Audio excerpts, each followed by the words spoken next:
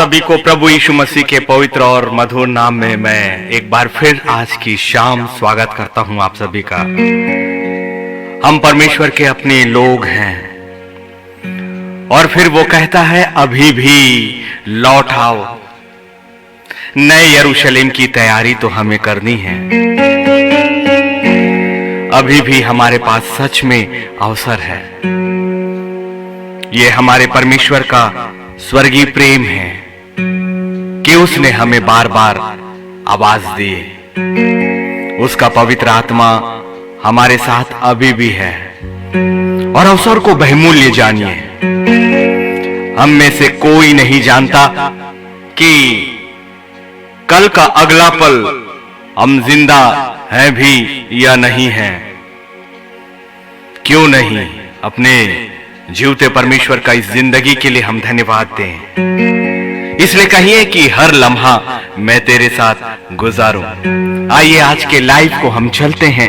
45 minute का ये live आप सभी का जो मेरे साथ जुड़े हुए हैं, मैं आप सभी का स्वागत करता हूं। थॉमस वर्गीस जी, कमल साहू भाई, सोफिया पटकी जी, पूजा सिंह जी, रूली वर्गीस जी, ममता खांडेकर, नमिता जेकब जी, मैं आप सभी का प्रभु यीशु मसीह के पवित्र नाम में, जितने मेरी स्क्रीन पर इस वक्त मुझे नाम दिखाई दे रहे हैं, और भी लोग हो सकते हैं, और आप सभी का मैं स्वागत करता हूं। जो लोग आने वाले समय में इस वीडियो में ज्वाइन होने वाले, इस लाइव पे ज्वाइन होने वाले हैं, मैं उन सभी का भी स्वागत करता हूं। सुष्मिता सिंह जी, मैं आपका भी स्वागत करता हूं। Praise the Lord. आइए प्रभु जी, हम आपके पवित्र चरणों के निकट आते हैं। तू ही हमारा बल और अगवा है प्रभु जी। यीशु मसीह के पवित्र नाम में हमारी आराधना आपके हाथों में समर्पित करते हैं, जीसस यीशु के नाम पर, आमीन। ब्रदर दयानिधि, डॉक्टर दयानिधि राव का ये गीत है जिसे मैं अपने अंदाज में एक बार फिर से, काफी पसंद है इसलिए मैं ये गीत रिपीट कर रहा हूं। हर वो लम्हा तू मेरे साथ है। आइए इस गीत को सुनते हैं।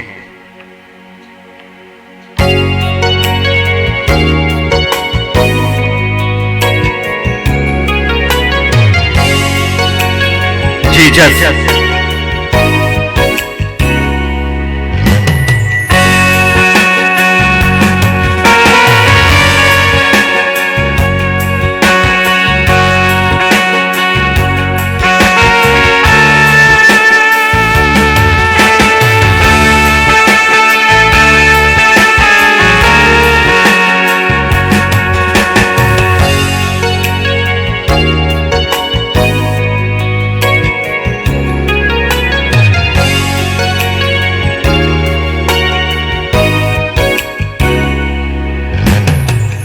हर वो लम्हा तेरे साथ बिताऊं, हर वो घड़ी तू मेरे साथ है। हर पल मैं सांसें लूं तेरे नाम की, सिर्फ यीशु यीशु नाम की। कहे खुदा, मैं अपनी जिंदगी का हर पल तेरे पवित्र सिंहासन के सामने जुड़कर बिताना चाहता हूं। हर वो लम्हा तेरे साथ बिताऊं, हर वो घड़ी तू मेरे साथ है। हर पल मैं सांसें लूं तेरे नाम की, सिर्फ यीशु यीशु नाम की।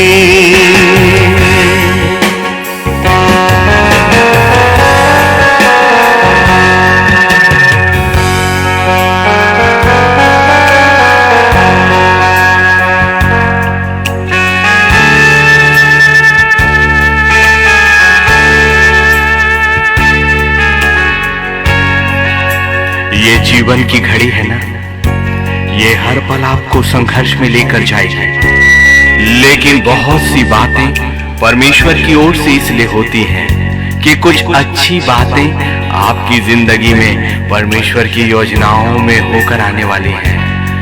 खुदा के लोगों, विश्वास कर। यिर्मयाह 29:11 जो मेरे खुदा के मुख से निकला हुआ वचन है वो कभी भी खाली नहीं जाएगा। अभी भी लौट आओ, अभी भी मौका है। आत्मिक जिंदगी हमेशा की जिंदगी है।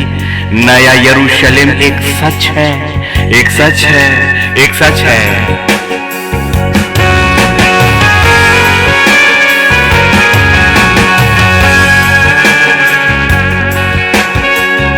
जीवन की हर घड़ी संघर्ष है भरी, शक्ति मुझे दे प्रभु, ताकि मैं हर जंग घुटनों में आके जीतूं तेरे नाम से। जीवन की हर घड़ी संघर्ष है भरी, शक्ति मुझे दे प्रभु, ताकि मैं हर जंग घुटनों में आके जीतूं तेरे नाम से।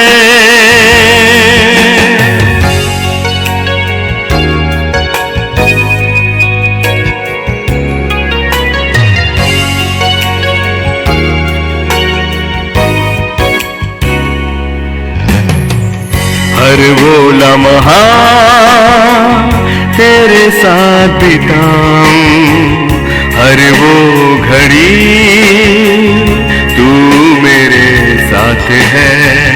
हर पल मैं सांसें लूं तेरे नाम की, सिर्फ यीशु यीशु नाम की, सिर्फ यीशु यीशु नाम की।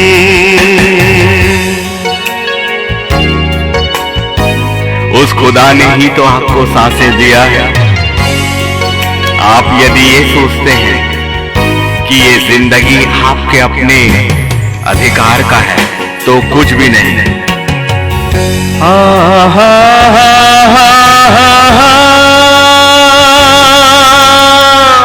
सांसें मेरी तेरे सिवा और कहाँ से आए, कहाँ से जाए।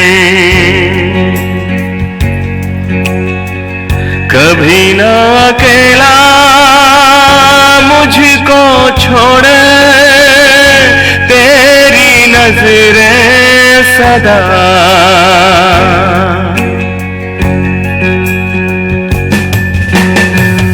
सांसें मेरी तुझसे है खुदा, तेरी नजरें सदा।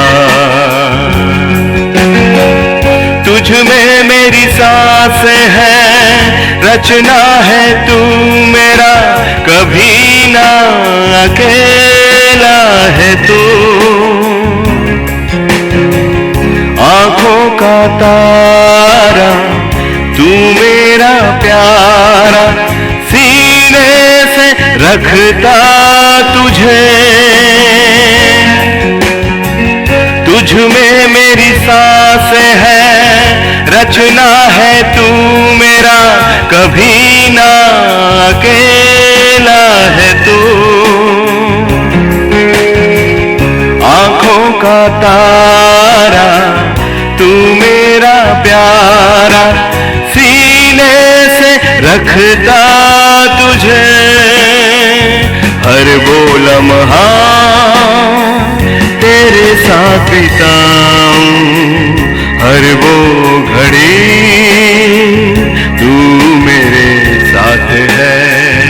हर पल मैं सांसें लूं तेरे नाम की, सिर्फ यीशु यीशु नाम की, सिर्फ यीशु यीशु नाम की, सिर्फ यीशु यीशु नाम की।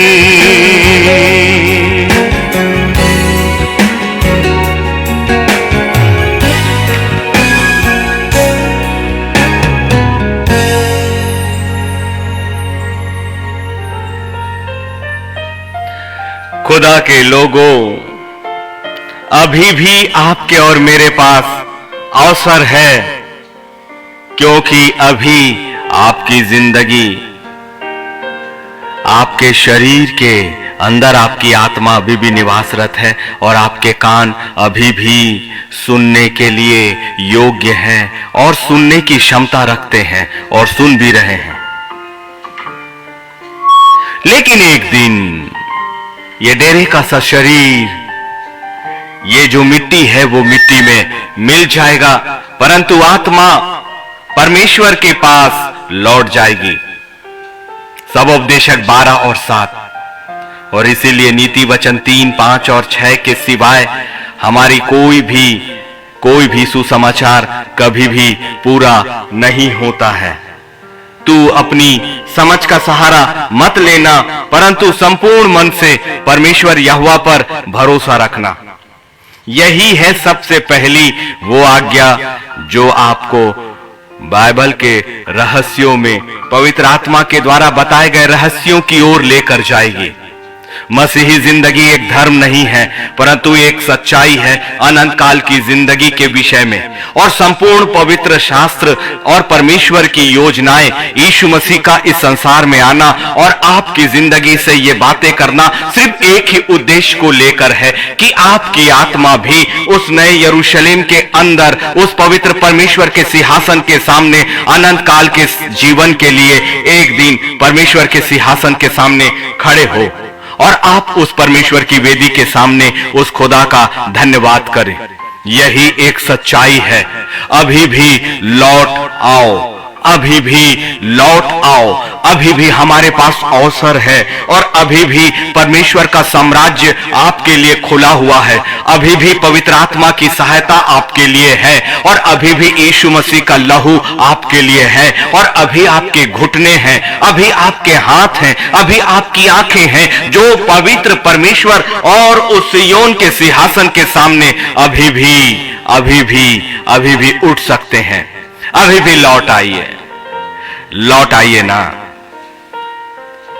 बार बार सुसमाचार नहीं होगा और आपको क्या पता कि आने वाला पल आपकी जिंदगी का होगा भी या नहीं। हमने अपनी समझ को बड़ी छोटी करके रखा है। नाशमान वस्तुओं की योजनाएं हमने संपूर्ण जिंदगी भर बनाई। हमने अपने बच्चों को नाशमान चीजों की ओर लेकर गए जो उनके इस शरीर के साथ समाप्त हो जाएंगी। लेकिन यदि हम अपने बच्चों से प्यार करने वाले माता पिता हैं तो हमारे घुटने उन बच्चों की आत्मिक जिंदगी के लिए परमेश्वर की वेदी के सामने टिकेंगे और परमेश्वर माता पिता की उस प्रार्थना को कभी भी खाली नहीं जाने देता जो वो अपने बच्चों की सुरक्षा को उस पिता परमेश्वर के पास सौंपते हैं। क्या कहा था यीशु नासरी ने कि बच्चों को मेरे पास आने दो, उन्हें मना मत करो, क्योंकि स्वर्ग का राज्य ऐसो ही का है।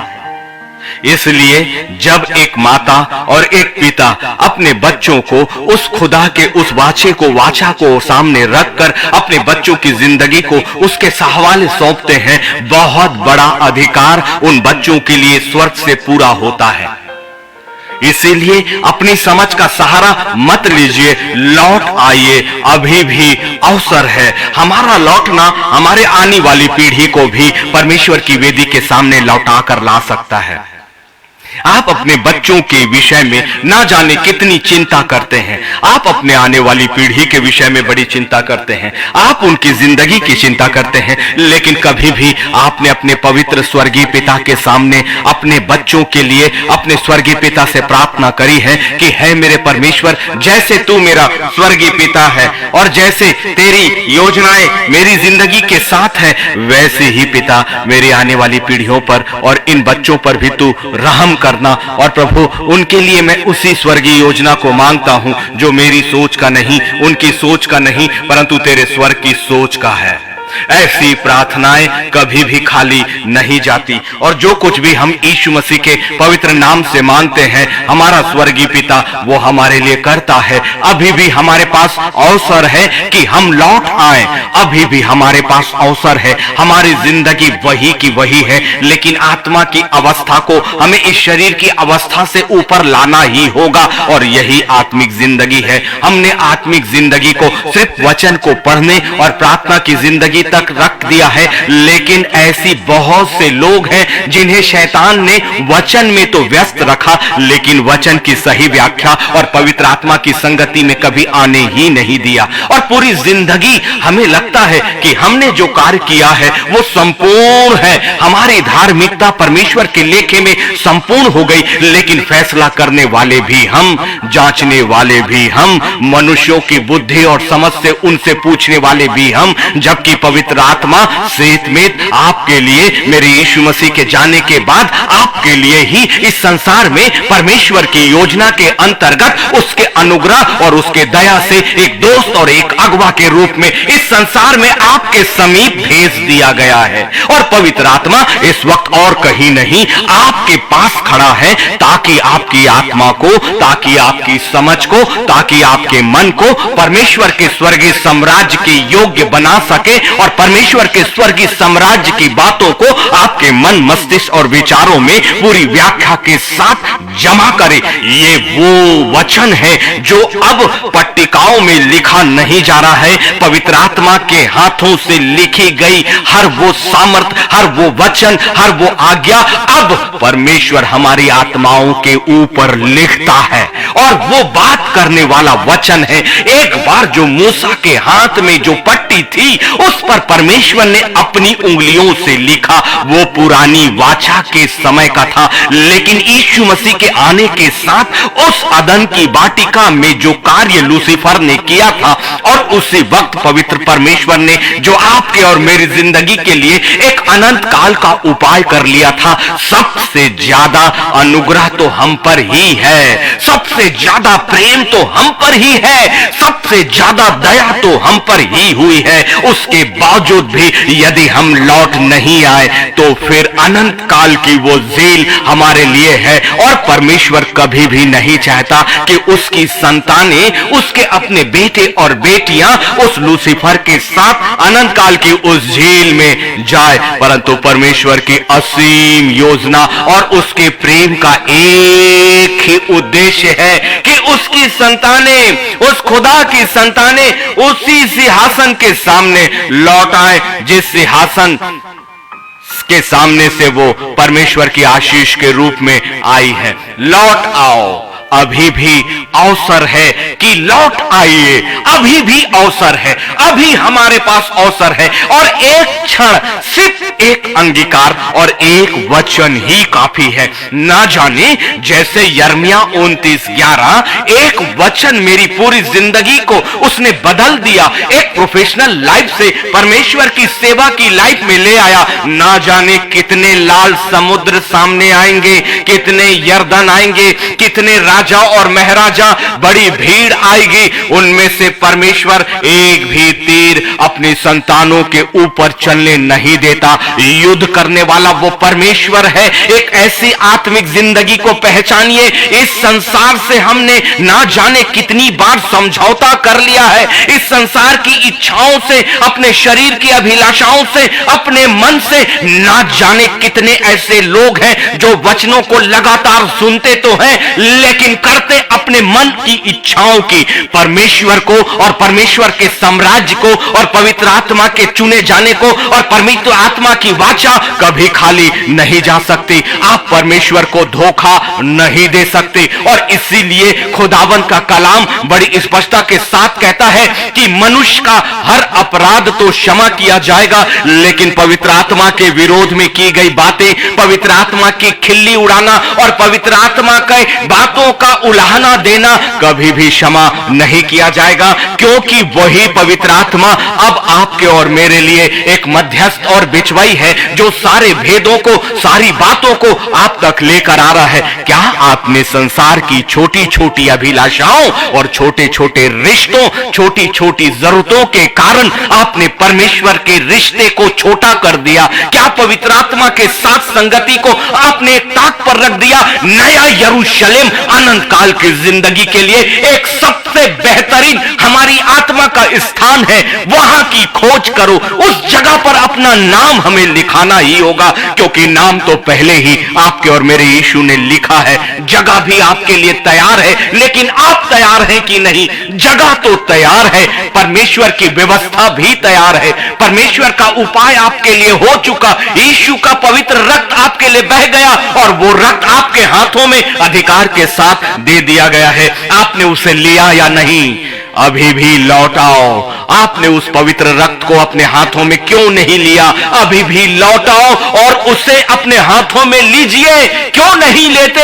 इस कटोरे में पानी लेकर वो लहू जो आपके लिए पहले ही स्वर्गीय स्थानों में स्थान कर दिया गया, और अधिकार सिर्फ मनुष्य अभी भी हमें है, जैसा अधिकार आदम और हवा के माध्यम से परमेश्वर ने उस नई सृष्टि पर की, लेकिन अब नए यरूशलेम पर भी अधिकार सिर्फ आपका है, सिर्फ आपका है, सिर्फ आपका है। और एक बार फिर लूसीफर वैसे ही सक्रिय है, जैसे अदन की वाटिका में वो मनुष्य को देख नहीं पाया, उससे जलन हुई, क्योंकि उसने अपने आप को ही परमेश्वर के साम्राज्य का भागीदार समझा था। इसीलिए तो उसने परमेश्वर के साम्राज्य पर कब्जा करना चाहा, लेकिन परमेश्वर से के सामने उसकी सृष्टि क्या मायने रखती है? कुछ भी नहीं। इसीलिए वो स्वर्ग से हमेशा के लिए गिरा दिया गया।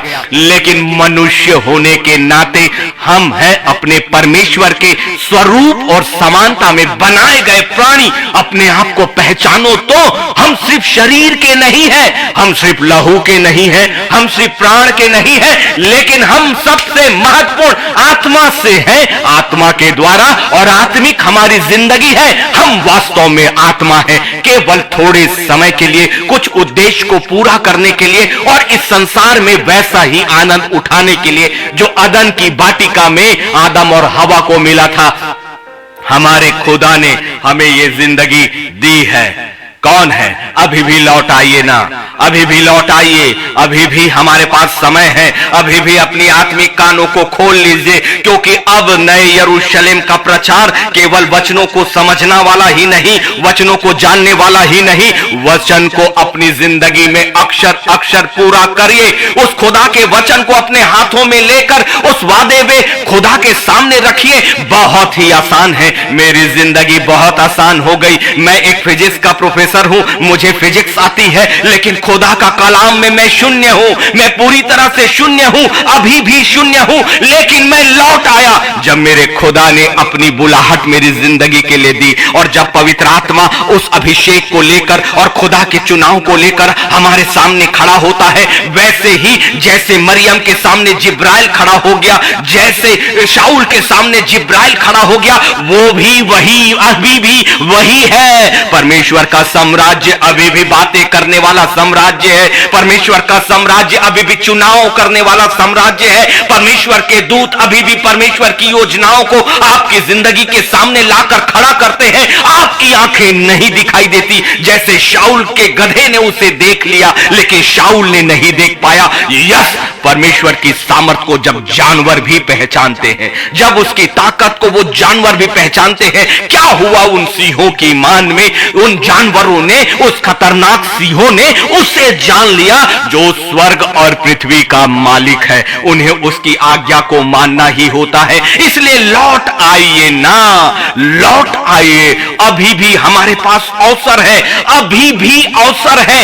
एक एक अंगीकार उस डाकू के का किया गया एक अंगीकार पूरी जिंदगी के पापों को क्षमा कर गया, उसके सारी जिंदगी के व्यभिचारों को क्षमा कर गया। क्योंकि परमेश्वर के स्वभाव को, उसकी समानता का मनुष्य यदि उपयोग ना कर पाए तो क्या लाभ। परमेश्वर के स्वभाव का फायदा अभी उठाइए, परमेश्वर के स्वभाव का फायदा अभी उठाइए, परमेश्वर के प्रेम का फायदा अभी उठाइए, परमेश्वर के अनुग्रह का फायदा अभी उठाइए। ये फ्री सेल है जिसमें कमी नहीं, परंतु 100% कीमत उसी स्वर्ग ने आपकी चुका दी। ऐसा कोई संसार में, ऐसी कोई जगह मुझे बताइए जो आपको सेत में फ्री में अनंत काल के लिए सब कुछ देता हो। इतनी बड़ी सामर्थ, इतनी बड़ी सच्चाई, इतने बड़ा अभिषेक को छोड़कर, एक आत्मिक जिंदगी को छोड़कर हमने इस संसार की जिंदगी में कैसे अपने आप को बांट लिया। और लूसीफर कैसे आपसे लगातार ये बातें करता है कि अभी तो तुम्हारे पास समय है, बाद में कुछ वर्षों के बाद, कुछ बातों के बाद परमेश्वर के सामने तुम क्षमा मांग लेना। लेकिन जो खुदा आपको जानता है वो आपके मन के विचारों को भी जानता है। एक आत्मा जो तात्कालिक रूप से परमेश्वर की वेदी के सामने आकर बिलखती है, और एक आत्मा जो परमेश्वर की वेदी के सामने चालाकी करती है कि आने वाले समय में मैं परमेश्वर को स्वीकार करके सब पापों की क्षमा को पालूंगा। बिल्कुल भी नहीं, क्योंकि परमेश्वर इस वक्त आपके कानों में, वो पवित्र आत्मा इस वक्त आपके कानों में अपने वचन को दे चुका, और इसलिए वचन ही आपका न्याय करेगा। आइए ना, अभी भी अवसर है कि लौट आए। भविष्यवक्ता यशाया जो परमेश्वर के बड़ी नजदीकी में रहता था, उसके माध्यम से परमेश्वर ने आपके लिए कुछ भविष्यवाणियां की हैं। आइए उन भविष्यवाणियों पर चलें। यशाया के किताब उसका 55 और उसका 7 ये आपके लिए है, ये आपके लिए है, आपकी जिंदगी के लिए, आपकी जिंदगी के लिए, आपके भविष्य के लिए। खुदा का वचन स्थायी है और परमेश्वर का वचन कभी पुराना नहीं हुआ। परमेश्वर का वचन जो है सो है। इसीलिए उसने मूसा को यह कहा था कि जाकर कहना उस फिरौन से कि मैं जो हूं सो हूं, मैं जो हूं सो हूं। और इसी वक्त वो खुदा भी आपसे कहता है कि मैं जो हूं सो हूं। देखिए यशाया के द्वारा क्या है, दुष्ट अपनी चाल चलन और अनर्थकारी अपनी सोच विचार छोड़कर यहोवा ही की ओर फिरे। अवसर दे रहा है प्रभु आपको अभी इसी वक्त।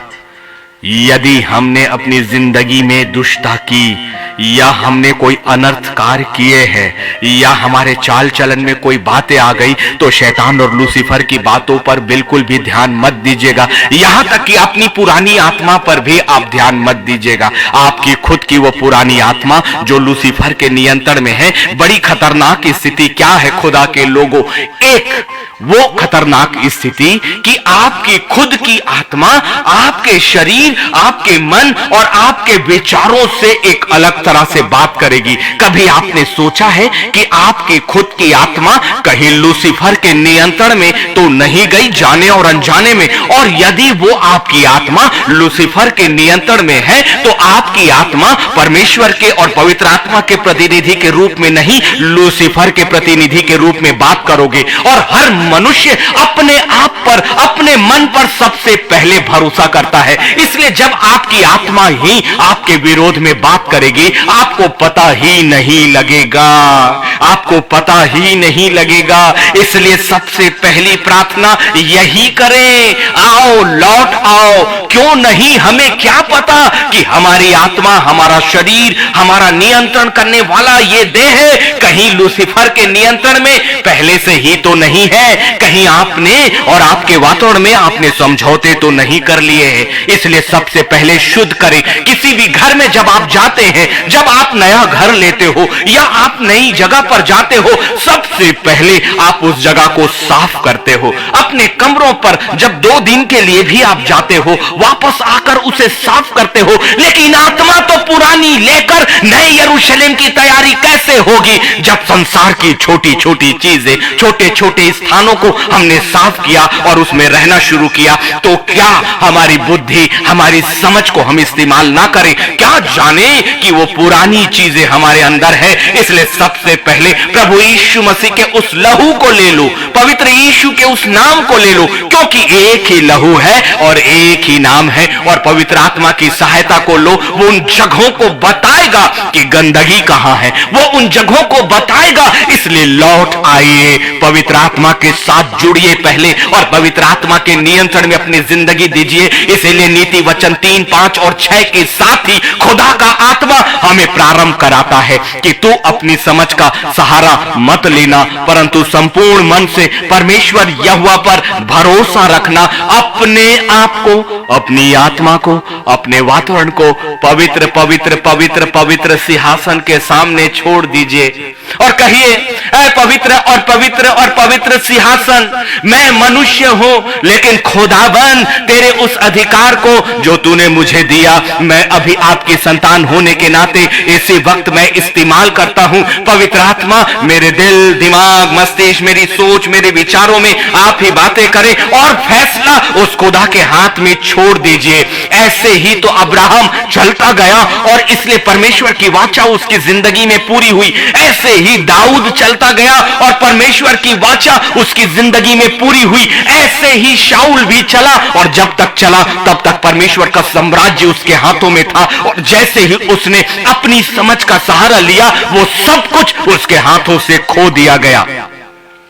इसीलिए एक बार की धार्मिकता और एक बार का आत्मिक जीवन नहीं, हर दिन की धार्मिकता, हर दिन की आत्मिक जिंदगी, हर दिन पवित्र परमेश्वर की संगति में रहना और केवल उसी की आवाज को सुनना, यही है आत्मिक जिंदगी की तैयारी और यही है आत्मिक जिंदगी। और यकीन माने ये एक गवाह आपके सामने खड़ा है। आत्मिक जिंदगी की तैयारी करना इस संसार की जिंदगी को भी बहुत अधिक आशीषों से भर देता है। मत करें समझौता लूसीफर से, अपनी सोच से, अपनी आदत से, अपनी लोभ से, अपनी जीभ से, अपने विचारों से समझौता मत करें। अनंत काल की जिंदगी, हमेशा की जिंदगी, सच में ना जाने अगला पल मेरा है कि नहीं मुझे नहीं पता, लेकिन क्यों ना हम पूरी तरह से तैयारी करें। वो परमेश्वर का अनुग्रह बार बार आपके पास नहीं आएगा। इसलिए यशाया 55 और 7 आपके लिए है। दुष्ट अपनी चाल चलन और अनर्थकारी अपने सोच विचार छोड़कर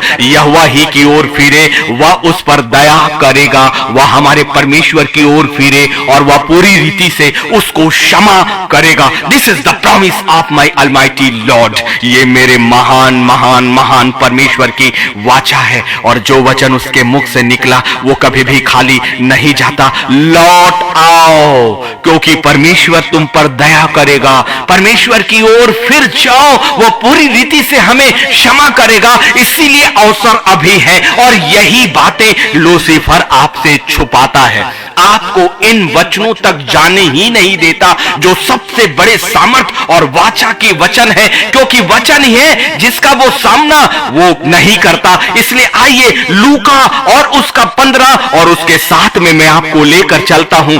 मैं तुमसे कहता हूं कि इसी रीति से एक मन फिराने वाला पापी के विषय में भी स्वर्ग में इतना ही आनंद होगा। क्या है आपकी कीमत? देखिए, आपकी कीमत सबसे ज्यादा है। किसकी कीमत? जो मन फिराता है।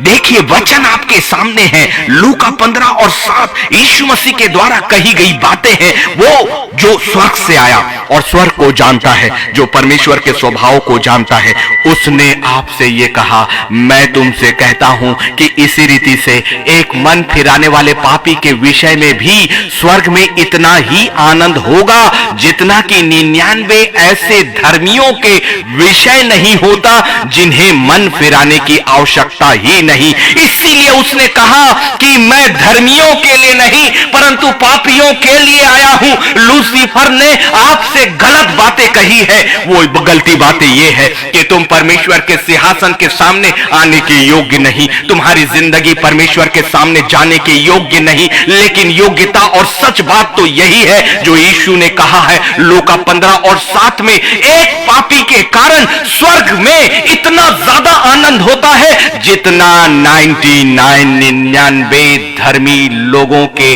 द्वारा विषय में नहीं होता है। बहुमूल्य हो आप जो मन को फेरते हो, इसलिए अभी भी लौट आओ, क्योंकि स्वर्ग में आपकी एक आत्मा के लिए बड़ा आयोजन होगा, बड़ी जेवनार होगी।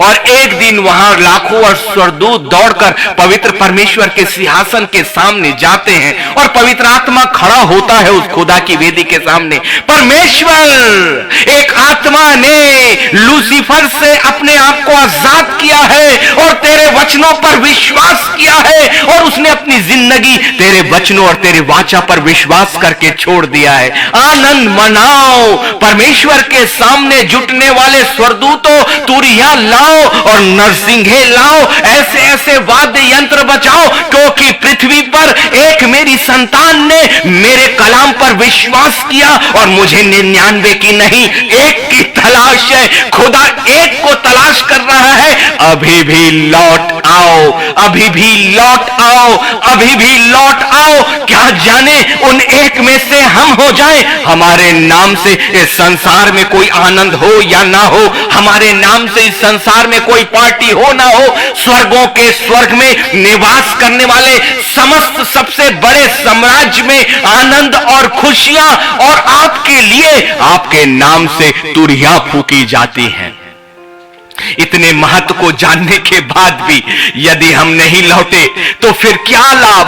आनंद काल की विश्रांति में जाने के लिए खुदा का वाचा आपके सामने है। प्रेरितों 3 और उसका 19, इसलिए मन फिराओ और लौट आओ कि तुम्हारे पाप मिटाए जाए, जिससे प्रभु के सम्मुख से विश्रांति के दिन आए। यदि आपको ये वचन अभी भी समझ नहीं आया तो इसके एक एक शब्दों पे अपनी आत्मा को लेकर ठहराइए और पवित्र आत्मा के सामने अपने आप को रखिए। इसलिए मन फिराओ और लौट आओ। और इसीलिए पवित्र आत्मा ने मुझे विषय दिया आज की शाम, अभी भी लौट आओ, अभी भी लौट आओ। प्रेरितों 3 और 19 पर आधारित करके जब ये वचन पवित्र आत्मा मेरे सामने रखता गया, खुदा ने ये विषय मुझे दिया कि अभी भी लौट आओ। इसलिए मन फिराओ और लौट आओ, तुम्हारे पाप मिटाए जाए, जिससे प्रभु के सम्मुख से विश्रांति के दिन आए। विश्रांति के दिन अर्थात अनंत काल की वो जगह, नया यरूशलेम। और इसीलिए इस वचन में लिखा है प्रभु के सम्मुख से विश्रांति के दिन आए। वहां ना शोक होगा ना पीड़ा होगा। क्या यूहन्ना ने ये नहीं देखा? एक जगह जहां सब कुछ आनंद और आनंद का है, तो समझौता किस बात का, तैयारी कहां की? नए यरूशलेम की। यदि तू विश्वास करे तो तू और तेरा घराना उद्धार पाएगा। आपके बच्चों की आत्मा भी उस जगह पर जाएगी। पवित्र आत्मा उनकी जिंदगी में काम करेगा। अनहोनी बातें आपकी जिंदगी में होंगी। सिर्फ एक विश्वासी यदि अपने घर में खड़ा हो जाए, यदि उसकी स्थिति उस परिवार पे भले तुच्छ हो, लेकिन पवित्र परमेश्वर के सिंहासन के सामने बहुमूल्य हो, बहुमूल्य हो, बहुमूल्य हो। इस संसार में कोई आपकी आवाज को सुने या ना सुने, लेकिन परमेश्वर ने अपनी प्रतिज्ञाओं को इसलिए रोक कर रखा है, उस न्याय के दिन को इसलिए रोक कर रखा है कि आपको वो मन फिराव का अवसर दे रहा है। और हमने उसे तुच्छ जाना है, हमने परमेश्वर के आवाज को तुच्छ जाना, पवित्र आत्मा की उस संगति को तुच्छ जाना और परमेश्वर के दिए हुए अवसर की उलाहना उड़ाई कि अभी तक तो न्याय नहीं हुआ। लेकिन ये बातें क्यों है? परमेश्वर के कलाम में वो पवित्र आत्मा हमें लेकर जाता है। ये दूसरा पतरस और उसका 3रा अध्याय और उसका 9वां कलाम। क्यों देरी हो रही है? क्यों सातों तुरियां की फूकने का प्रारंभ नहीं हुआ? दूत तो तैयार खड़ा है, दूत तैयार खड़ा है सिर्फ परमेश्वर की आज्ञा के लिए। हमारे पास अवसर अभी भी है, अभी भी है, अभी भी लौट आओ। क्या है? प्रभु अपनी प्रतिज्ञा के विषय में देर नहीं करता, जैसे देर कितने लोग समझते हैं। कितना कितनी गहराई की बातें। आपने परमेश्वर के कलाम को उलाहना दिया ना, आपने आत्मिक साम्राज्य को ऐसे ही समझ लिया, पवित्र शास्त्र बाइबल को एक धर्म की किताब समझ लिया, जबकि ये एक सच्चाई है। अभी भी लौट आओ ना, अभी भी लौट आओ, अभी भी लौट आओ। प्रभु इसलिए देर कर रहा है, अभी इसलिए न्याय के लिए वो सातों तुरियां इसलिए अभी नहीं खुली, इसलिए वो सातों मुहर नहीं खोल रही है, ताकि परमेश्वर आपको जानता है, उसका प्रेम है, उसके प्रेम को ऐसे ही क्यों जाने दे रहे हैं? उस खुदा के प्रेम को क्यों ऐसे आपने जाने दिया? उस खुदा की बुलाहट को क्यों नहीं हम सुन रहे? ये इसलिए देर हो रही है कि खुदा आपसे प्यार और प्यार और प्यार करता है। इतना प्यार कि संसार में कोई नहीं किया, सिर्फ और सिर्फ मुझे अवसर देने के लिए, सिर्फ और सिर्फ आपको अवसर देने के लिए, सिर्फ अवसर देने के लिए सातों तुरियां अभी फूकी नहीं जा रही। और हमने उलाहना दिया कि न्याय का दिन तो आएगा ही नहीं।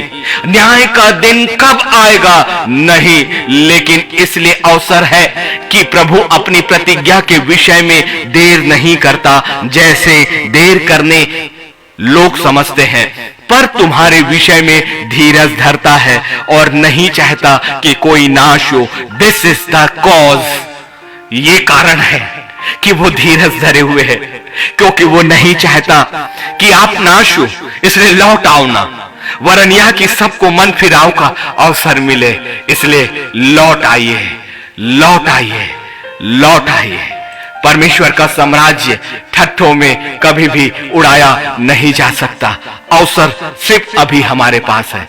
ऐ महान जीवते खुदावन, आपके वचन के लिए हम धन्यवाद और धन्यवाद और धन्यवाद करते हैं। प्रभु, हमारी आत्मा को अपने पवित्र आत्मा से जोड़ दीजिए खुदावन। हमारी समझ, हमारी बुद्धि, हमारे शरीर को हम पवित्र यीशु के लहू में पूरी तरह से धोते हैं, भिगाते हैं, और उस पवित्र यीशु के पवित्र नाम का बाड़ा अपनी जिंदगी, अपनी आत्मा के चारों ओर बांधते हैं। सिर्फ और सिर्फ आपकी योजना हमारी जिंदगी के साथ पूरी हो। इस संसार में हमें कुछ मिले या ना मिले, पवित्र आत्मा के द्वारा जो प्रकाशन हमारे लिए है पिता, हम अभी अपने आप को फेरते हैं, अपनी सोच को फेरते हैं, अपने विचारों को फेरते हैं। हमें इस संसार में कोई रिश्ते ना मिले चलेगा, लेकिन आपसे रिश्ते हम कभी नहीं तोड़ सकते। इस संसार में हमें परिवार मिले या ना मिले, इस संसार में हमें संपत्ति मिले ना मिले, इस संसार में हमें कोई पद प्रतिष्ठा कुछ मिले या ना मिले, अनंत जिंदगी, अनंत जिंदगी, अनंत जिंदगी, अनंत जिंदगी चाहिए प्रभु। आत्मिक जिंदगी चाहिए, आत्मा का वो जीवन चाहिए। उस जगह, जिस जगह को मेरे यीशु ने तैयार किया है, उस जगह पर हमें जाकर रहना है। ऐ स्वर्गीय पिता, हमारी सहायता करें। ऐ स्वर्गीय पिता, हमारी सहायता करें। पवित्र आत्मा, आप हमारे बीच में हैं, हमारे शरीर, हमारे विचारों में आप ही रहें। यीशु मसीह के नाम पर आमीन, आमीन और आमीन। मैं परमेश्वर का धन्यवाद करता हूं आज के इस शाम के लिए। इसलिए लौट आइए। प्रभु ने हमें यह अवसर बहुतायत से दिया है। कल की रात्रि 9:30 बजे ठीक हम एक बार फिर मिलने जा रहे हैं। प्रभु हम सबको बहुतायत की आशीष दे। शुभ रात्रि। प्रभु आपको आशीष दे।